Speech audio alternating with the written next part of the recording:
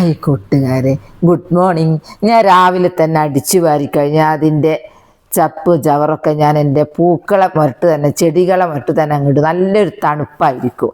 പിന്നെ മറ്റൊരു പൂക്കളത്തൊക്കെ നോക്കും, കാരണം പുഴുക്കൾ വന്നോ എന്തെങ്കിലും ആക്രമിച്ചോ എന്നുള്ളത് രാവിലെ തന്നെ നോക്കണം, അല്ലെങ്കിൽ തിന്ന് തീർത്ത് കളയും. അങ്ങനത്തെ പുഴുക്കളൊക്കെ ഉണ്ട് ഇവിടെ. എല്ലാം കഴിഞ്ഞ് ഞാൻ പിന്നെ ഉച്ചത്ത് ഫുഡ് ഉണ്ടാക്കണ്ടേ, ഞാൻ അടുക്കള തോട്ടത്തിലേക്ക് ഇറങ്ങി. ഞാൻ കർമൂസ് വിളവെടുത്തു, തക്കാളി വിളവെടുത്തു. തക്കാളിയൊക്കെ തീരാനായി, പുതിയ തക്കാളി ഉണ്ടായി വരുന്നുണ്ട്. തക്കാളി വിളവെടുത്ത് കഴിഞ്ഞ് ചീര വിളവെടുത്തു. ചീര വേഗം പറിച്ചില്ലെങ്കിൽ പൂവിടും.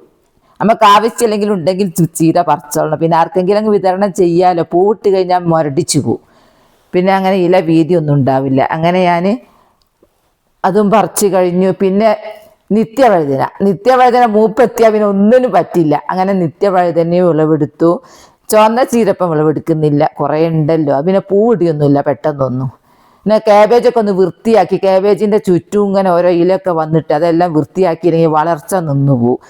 എല്ലാം കഴിഞ്ഞ് നോക്കുമ്പോൾ എൻ്റെ പൂക്കൾ നോക്കി നിൽക്കുക, എന്താ എന്നെ വീഡിയോ പിടിക്കാത്തത്. അങ്ങനെ പൂക്കളെയും പിടിച്ചു. അൽഹംദുലില്ലാ, ഞാൻ അടുക്കളയ്ക്ക് കയറി. ഇത്രയും പച്ചക്കറി തന്ന പഠിച്ച റബ്ബിനെ സ്തുതിച്ചുകൊണ്ട് ഞാൻ ഫുഡ് ഉണ്ടാക്കാൻ നോക്കട്ടെ.